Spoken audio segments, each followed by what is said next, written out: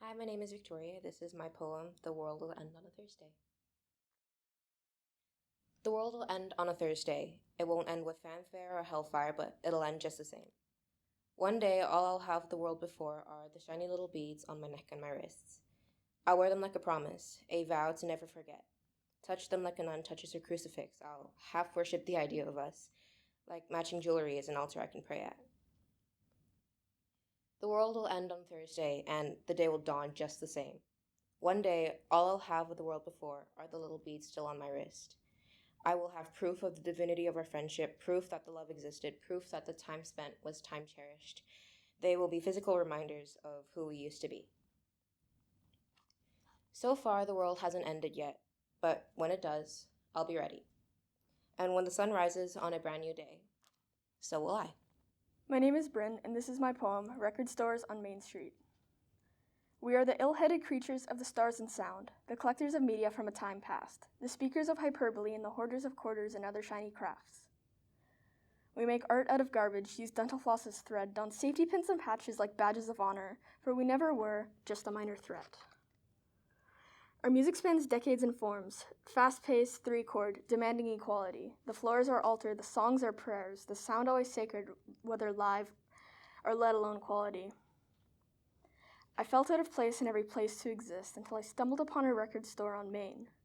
I was stressed knowing any moment we could cease to exist. Buying that first vinyl dissolved that pain. I was initiated into a place of speakers of hyperbole, of collectors, outcasts, geeks, and freaks, of hoarders of quarters and other shiny things. We are the ill-headed creatures of the stars and sound, the visitors of record stores on Main Street. My name is Jensen, and my poem is called The Book from Grade 2. I first saw the book in a grade 2 library fair. I looked at the book, and it took my attention. I wanted that book. My parents bought me the book. I was happy like a kid with a sugar rush. I always read the book in class. The book looked nice, made me laugh, and it was all mine. I decided to put tape on each chapter. I wanted to flip through the chapters with ease. My sister saw the book and called me stupid. I then regretted it later on that day. Since that day, I decided to buy the new books. I was ordered to read them twice per day. As I grew older, I stopped buying the books. I lost interest and didn't have the mood to buy the books anymore. The books are currently on my shelf all by myself. Sometimes I go and visit the books and refresh myself on my favorite book of all time. Hello, my name is Bandon Dariwal, and this is my poem, My Little Friend. In my room, sitting on my chair, was a lion with a mane so fair. He was always there. With shiny eyes of those about to cry, he reminded me to always try. Although he's worn down and has his frown, he will always wear a crown. Though he comes from lands afar, we will never be apart. In a fort made of pillows, we would pretend the world would never end. The source of all good and evil in the world, imagination rules the world. I grew up, he stayed the same, I know he will never change. So here's to him, my little friend, for I know his love will never end. Hi, my name is Caden. My poem is called My First Console. A console, revolutionary and bright, the Wii brought gaming to new light. With motion controls, it led the way for family, friends, and gamers to play. Its white design, sleek and slim, invited all to join the gaming whim. Wii Sports, Wii Fit, and Mario 2 brought joy and laughter old and new. Your A and B buttons, a simple charm, confirmed choices day or night. The D-pad guided, precise and slow, through menus and maps where paths would go. Wii's innovative spirit, a legacy stays, a pioneer console in gaming ways, a memory keeper of laughter and fun. The Wii remains forever young.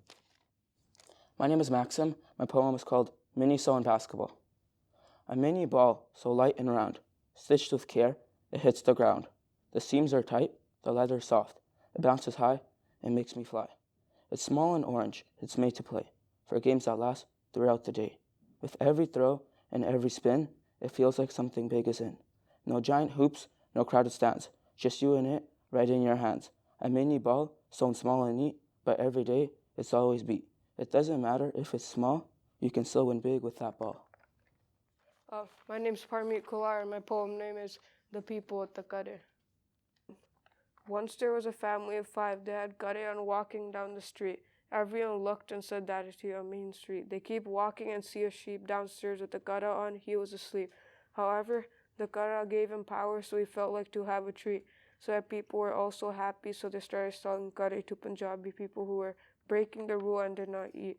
So the truck drivers with curry on felt bad for the others, so they throw treats outside and unleashed. However, at the end, they get the treats and all wear curry. It is religious and all Punjabi people wear it, including my family. And this is it.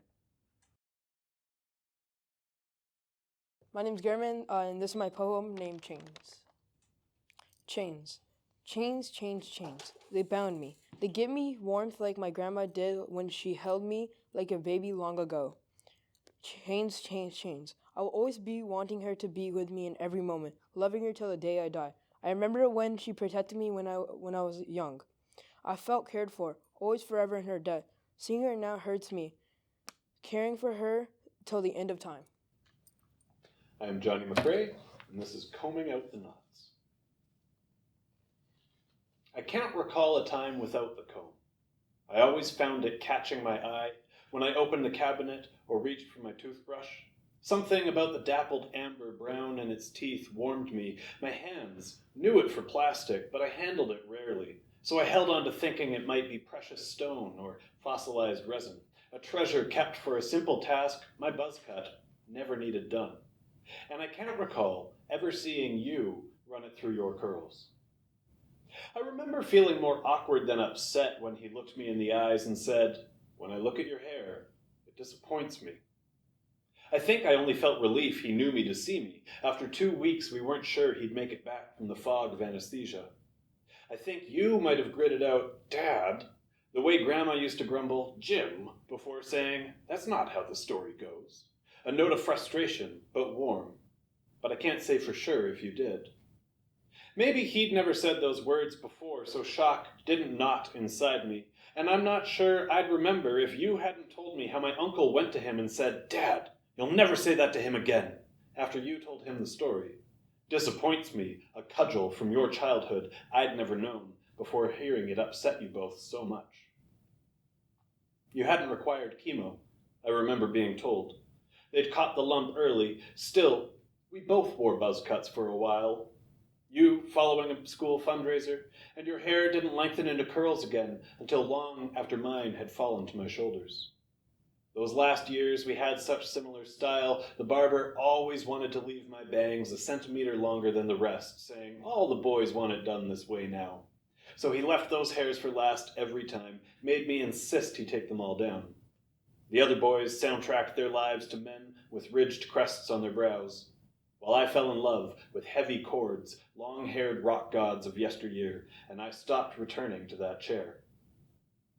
I think you hadn't used your comb in years, and you had so many other things in mind. Your crones and Dad's heart, daughters leaving home, a third teenager to survive, a master's to earn, and Latin to learn. So maybe you never thought to show me how I'd growed and needed in my hands. Maybe I was growing out of control, and you couldn't confront your disappointment. He never told me it disappointed him again, but did start giving me friendly advice when we visited him at the veterans' home. "They give great ladies haircuts here, you know." He'd wink at me, beaming at his own cleverness, while I played along with his not-quite joke, saying, "Oh, do they? That's good to know."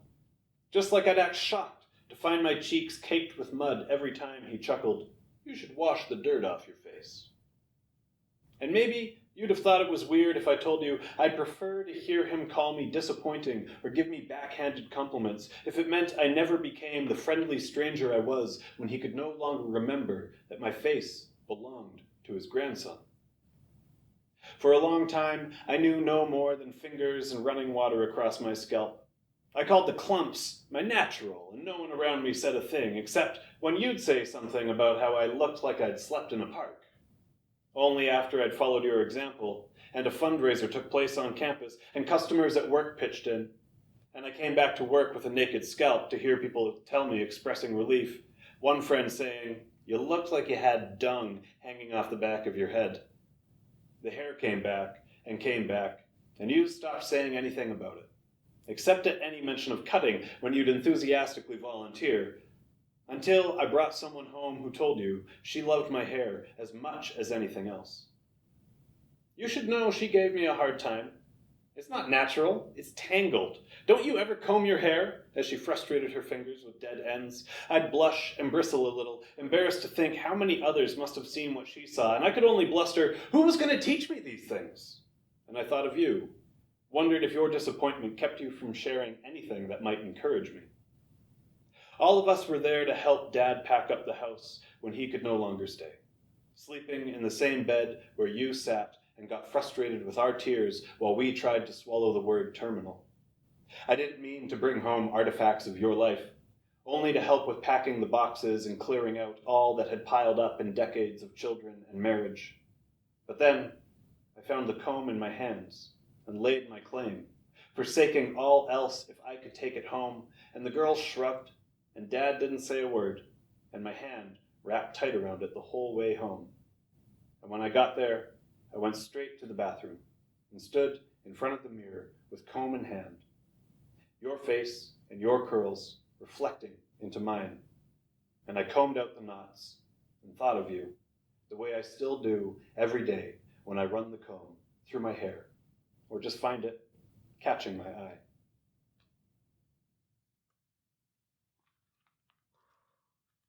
There you go. Nice. That was so good. Yeah.